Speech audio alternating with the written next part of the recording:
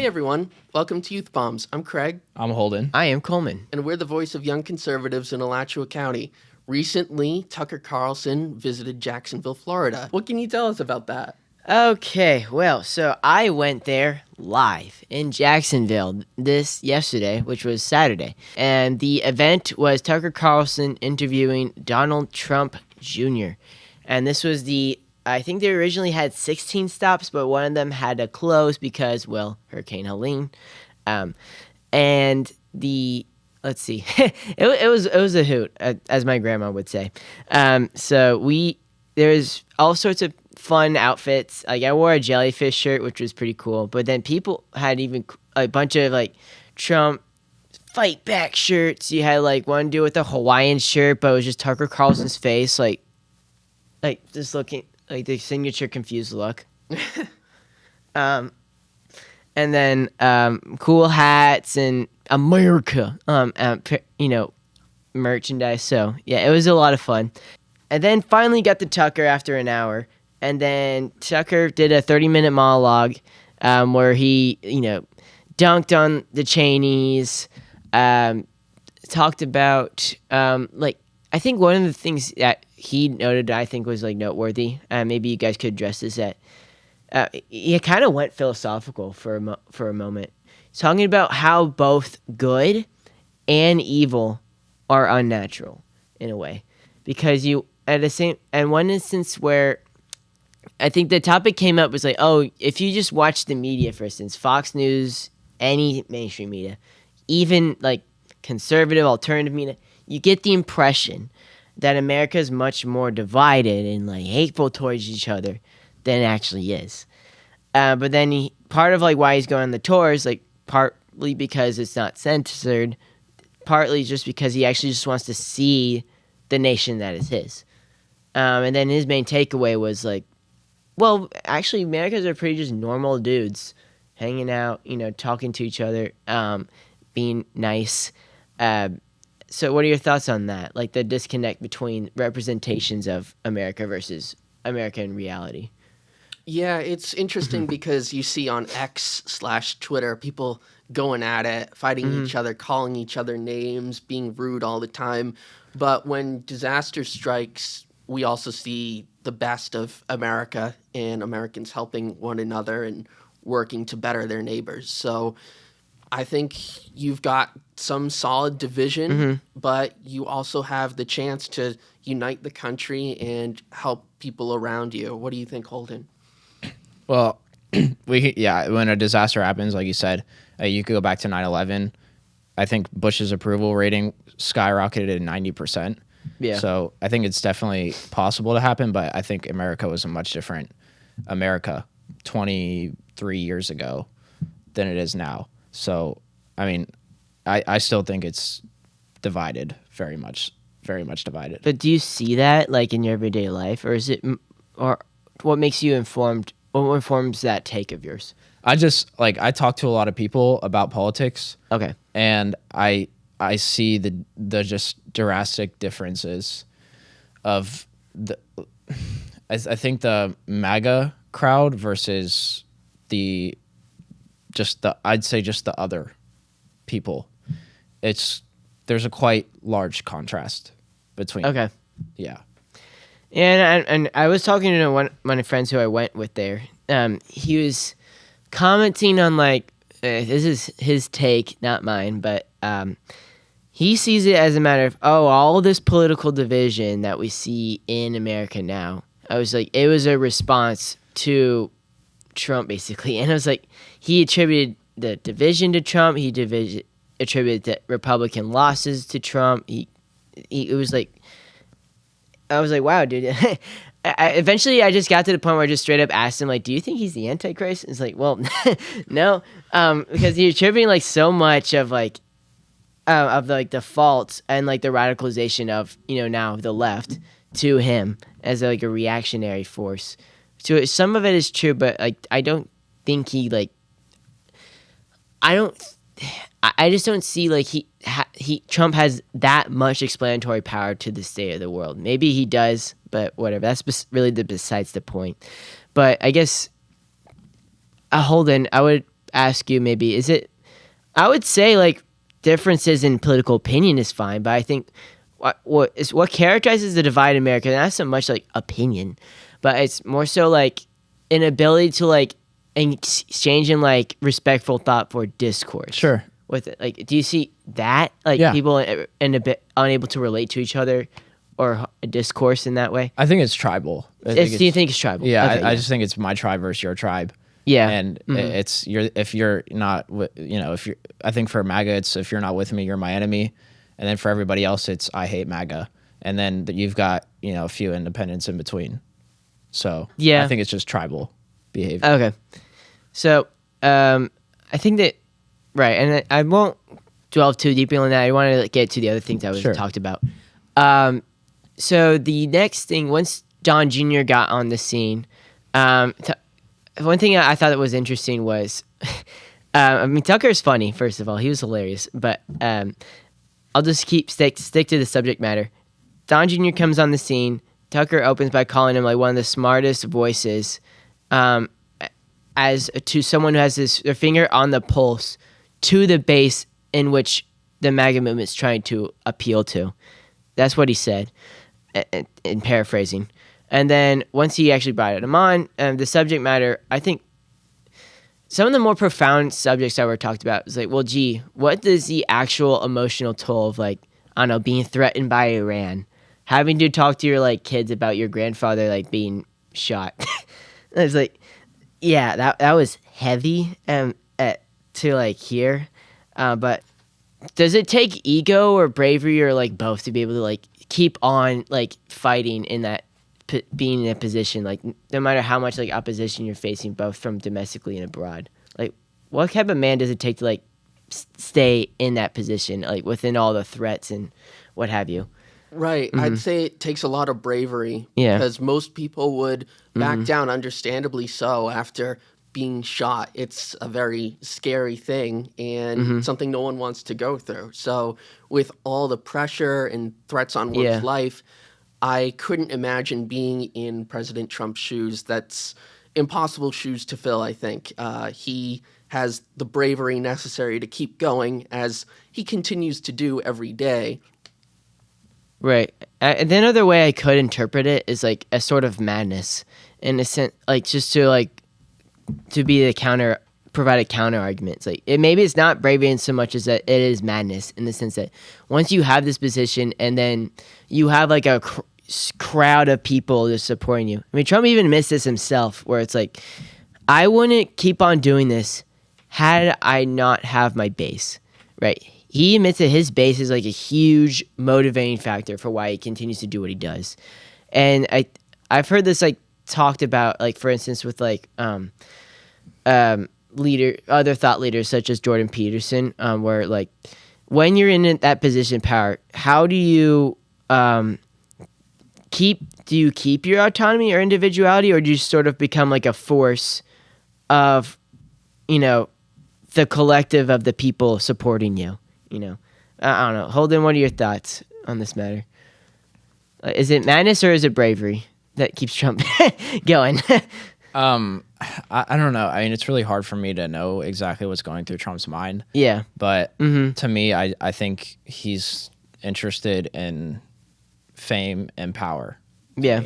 That's my interpretation of it. I could be wrong. I don't know for sure. But I think, the assassination attempt, the way he handled it, of course, I thought it was pretty cool. I'll admit that. I mean, yeah, all right. I know I'm getting the MAGA crowd all excited, but I actually do think that it was. I'll give it to him there. It was right. It was a good moment for him. Right. As far as other topics addressed, another thing that was brought up: what drives political engagement, and like what motivates people to actually like start paying attention. Honestly, this is kind of brought up in like the Cube community. Funny enough, where it's like things had to get this bad in order, the precipice of destruction, in order to like the masses to awake, and then it's a giant great awakening and people to like rise up and take their power back. Do y'all like buy into that? Like, do you think like things had to really get this bad in order for like people to like pay attention to like politics and want to be involved, or no? Well, the worse the situation gets, the more people are going to pay attention. But Yeah. I disagree with the whole QAnon I mean, yeah, of course. line of thought. There is no Q. There is no like secret. Oh, Trump is actually in charge. No. But that being said, when people's livelihoods are threatened, just look at, for example, employment and the vaccine. Yeah. You have your job being threatened if you don't take this stupid jab, then yeah, people are going to be angry. If your jobs are being taken away from you, you're going to be angry. If inflation continues to eat away at your wallet, you're going to be angry. So there's a lot of reasons that people are paying attention, and there's a lot of reasons for people to have hope that things can get better. And that's what's driving the engagement. I think that's what's driving people to go out and vote, to go talk to their neighbors, to be involved in the political process. Holding your thoughts. I'd say what Craig said mostly is pretty fair. I mean, Plato has a quote. It's the price to be paid for indifference to public affairs is to be ruled by evil men.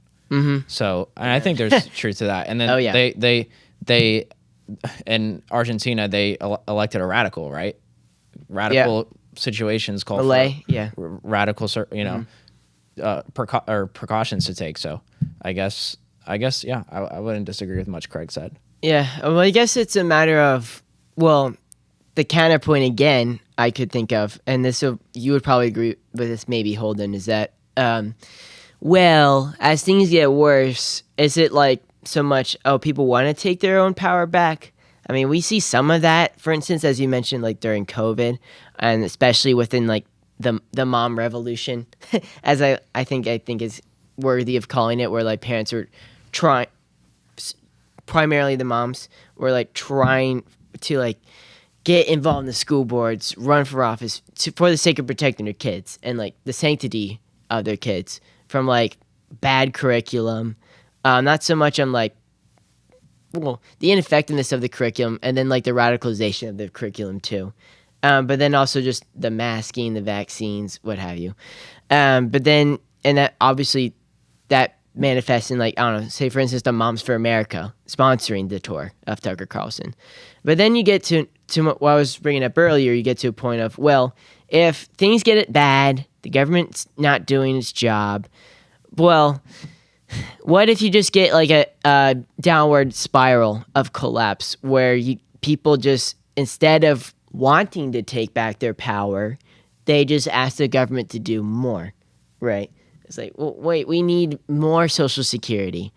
I mean, when the guy from like Joe from Texas, another sponsor of the Tucker Carlson tour, was like, I'm going to give this whole spiel about God, Jesus, and then at the end he talked about saving Social Security. Social Security is going to run out in 30 years, 70 years, something like that, and we need to save it. So I think there probably is like a bit of like both forces, but like, who do you think's winning? The people who want more government, or the people who actually want to start taking their power back?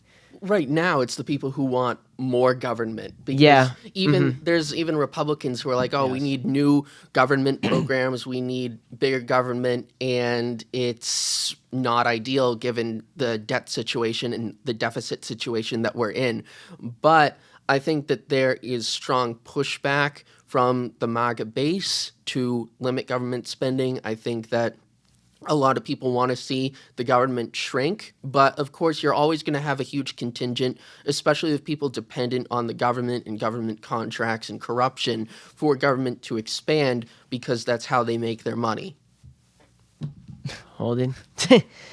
Social Security is not going to last 70 years at the rate that it's going at now. Yeah. It's not. I mean, most projections, which are rosy at best, I think, with interest rates projected to still remain at very low historical levels, is supposed to be 2036.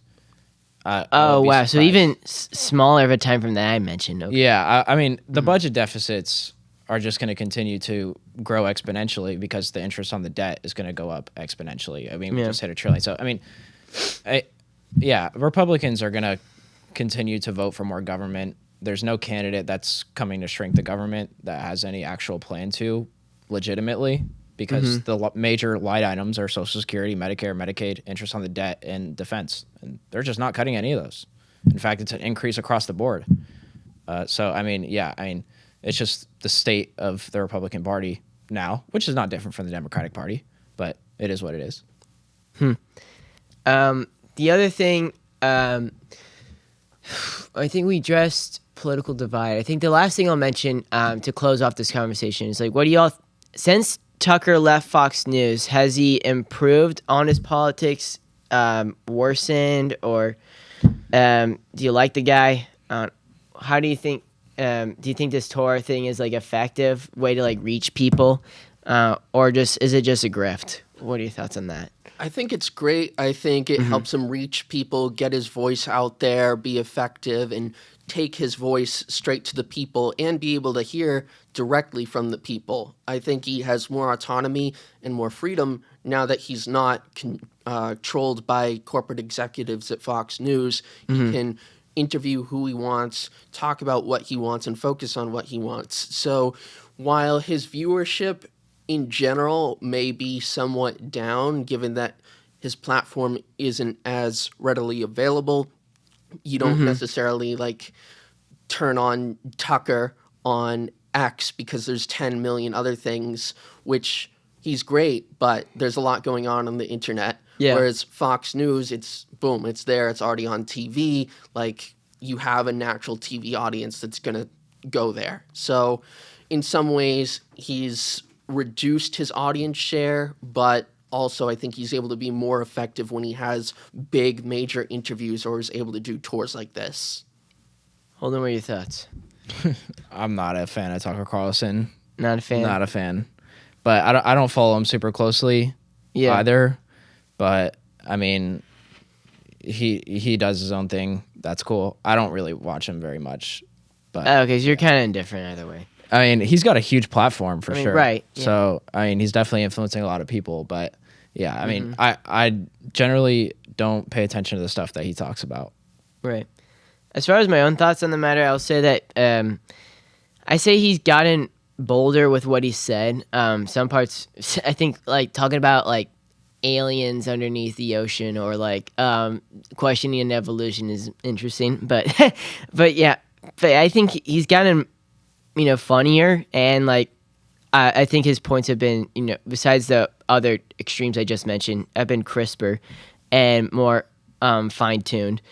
And I think he's making a positive impact with I think for one reason you could just say, oh yeah, the entire conservative, entertainment complex is sort of a grift because it's just like, conservatives sort of conceding that they don't have any institutional power anymore. So they're just going to like turn on Fox News or whatever. And then they like laugh it off like, oh, haha, look at our decline. That's so funny. Or just like, or have an excuse to like scream at the TV so that way that decreases their anger or lets out their anger, what have you. But I think here, the effectiveness of like in-person tours is like you're bringing people together who are like-minded. Like in the midst of like, it's very difficult to find people who like I agree with you, especially if you're in the minority of anti-establishment.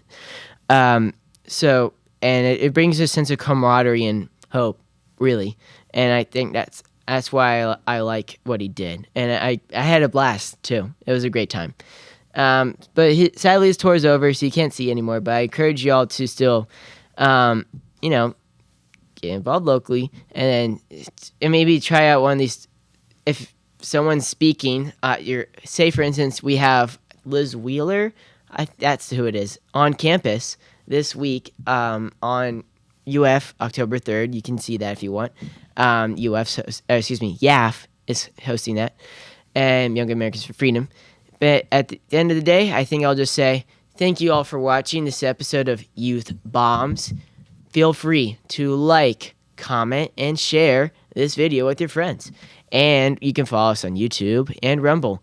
And Craig, what is your email address? Our email is youthbombs@alachuarepublicans.com. Thanks so much for watching, everyone. See ya.